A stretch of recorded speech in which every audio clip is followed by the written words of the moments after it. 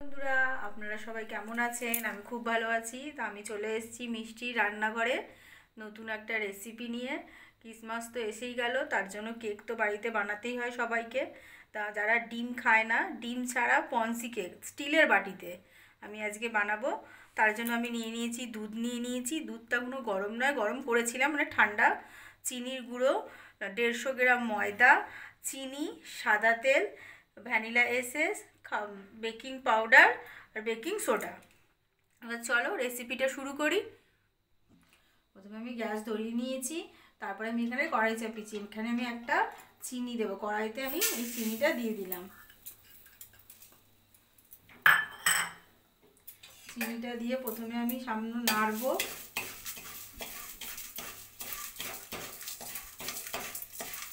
তখন দেখবো চিনিটা হালকা গলে এসছে, তখন আমি একটু অল্প একদম সামান্য জল দেবো। এরকম লাল লাল হয়ে যাবে চিনিটা।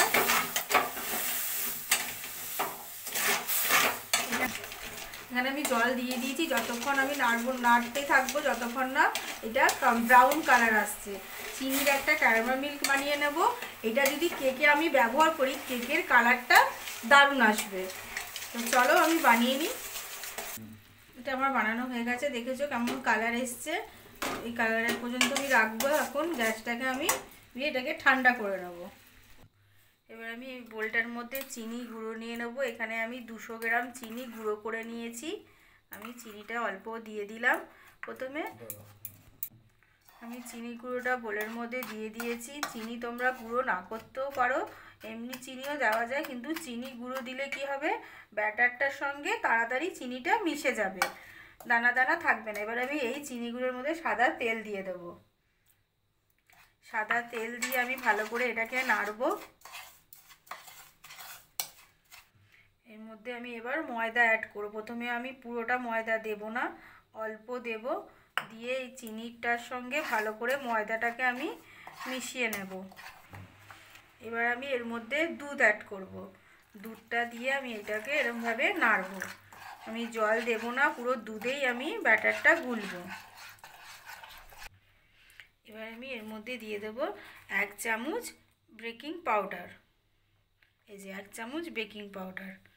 আর এর মধ্যে দেব বেকিং সোডা। বেকিং সোডা আমি বেশি দেব না, অল্প দেব। এখানে দিয়ে দিলাম এতটা বেকিং সোডা। এবার আমি পেস্টটাকে ভালো করে নাড়ব। এবার যেটা আমি ক্যারামেল মিল্কটা বানিয়ে রেখেছিলাম সেটা আমি এর মধ্যে অ্যাড করে দিলাম। ক্যারামেল মিল্কটা আমি দিয়ে দিয়েছি। দিয়ে এবার আমি ব্যাটারটাকে এরমভাবেই নাড়তে হবে। যেভাবে নাড়বো একভাবেই নেড়ে যাব। এরমভাবে, এদিকে নাড়লে হবে না, পুরো এরমভাবেই নাড়িয়ে দিতে হবে। এবার আমি 3টে বাটি নিয়ে নিয়েছি। এবার বাটিগুলোর মধ্যে আমি একটু সাদা তেল নিয়েছি। এবার সাদা তেল সব বাটিতে এরমভাবে দিয়ে দেব। দিয়ে ভালো করে আমি হাতে করে এরমভাবে মাখিয়ে নেব, যাতে কেকটা এর গায়ে না লেগে যায়। এই যে ভালো করে আমি দিয়ে দিলাম।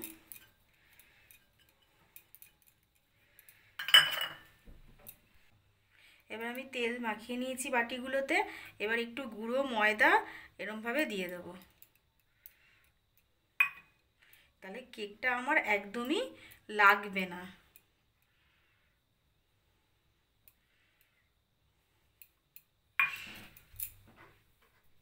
এবার আমি ব্যাটারগুলোতে বা বাটির মধ্যে আস্তে বেশি ঢালবো না, কেন কেকটা ফুলবে আমার, তাই অল্প আমি ঢেলে নেব এরকমভাবে।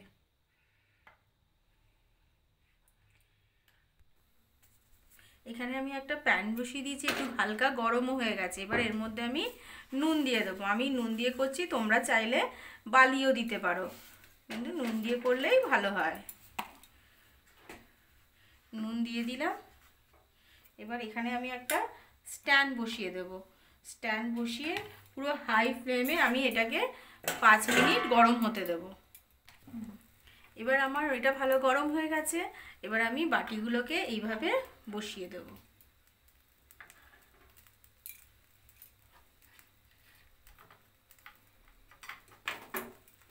সাবধানে বসাতে হবে।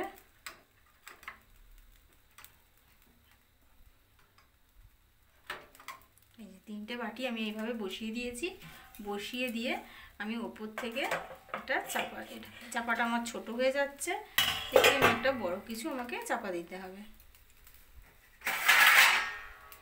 আমি এইভাবে চাপা দিয়ে দেবো। মিনিমাম 10 থেকে 15 মিনিট আমি ওটা স্টিম করব। করে একবার আমি দেখে নেব। 45 মিনিট পর আমি ফিরে এসেছি। এবার মধ্যিখানে আমি একবার দেখেও ছিলাম, এখনও হয়নি। এবার আমি একবার দেখে নেব কেমন কেকটা হয়েছে। টুথপিক দিয়ে ঢাকনাটা আস্তে করে, খুব গরম বন্ধুরা, ঢাকনাটা আস্তে করে খুলতে হবে। এই দেখো কেকটা টুথপিক দিয়ে আমি একবার দেখব কেমন হয়েছে। এই দেখো টুথপিকের মধ্যে আমার কিছু লাগছে না, কোনোটাই লাগছে না। কেকটা কত ফুলেছে দেখো। এবার আমি আস্তে আস্তে সব কেকগুলোকে নামিয়ে নেব। আমি স্টিম থেকে কেকগুলোকে নামিয়ে নিয়েছিলাম। কেকগুলোকে আমি হালকা ঠান্ডাও করে নিয়েছি। গরম অবস্থায় কেকটা আপনারা তুলতে যাবেন না, তাহলে কেকটা উঠবেও না, উল্টে ভেঙে যাবে। এবার কেকটা আমার ভালো ঠান্ডা হয়ে গেছে। এবার আস্তে করে আমি ছুরি দিয়ে এটাকে তুলে ফেলবো। দেখো আমার কত সুন্দর কেকটা উঠে আসছে। যেহেতু আমি এর মধ্যে তেল আর ময়দা দিয়ে দিয়েছিলাম, ওই জন্য আমার কেকটা তলায় লেগে যায়নি। দেখেছো কত সুন্দর কেকটা উঠে আসছে। এই দেখো, বাচ্চাদের তো প্রচুর ভালোবাসবে এই কেক খেতে, কেন বাচ্চারা সেই দোকানের সেই বাটি কেকের মতন দেখতে, তাই বাচ্চারা খুব পছন্দ করবে। এই দেখো তলাটা কত সুন্দর হয়েছে আর কত স্পঞ্জি হয়েছে দেখো। দেখে তোমরা বুঝতে পারছো কত স্পঞ্জি হয়েছে কেকটা। এবার আমি কেকটা কেটে তোমাদের সঙ্গে শেয়ার করব। এগুলো আমি পরে তুলবো, থাক, আগে তোমাদের সঙ্গে এটা আমি শেয়ার করি কেটে। এই দেখো কত স্পঞ্জি হয়েছে কেকটা, দেখো, দেখেছো? আমি পুরোটা কাটলাম না। এই দেখো কতটা স্পঞ্জি হয়েছে। খুব তোমরা রেসিপিটা বাড়িতে বানিও, কেমন হয়েছে বলো। আমার ভিডিওটা লাইক করো, শেয়ার করো, কমেন্ট করো। সুস্থ থেকো সবাই, ভালো থেকো। আমার চ্যানেলটা সাবস্ক্রাইব করো। আজকের জন্য টাটা।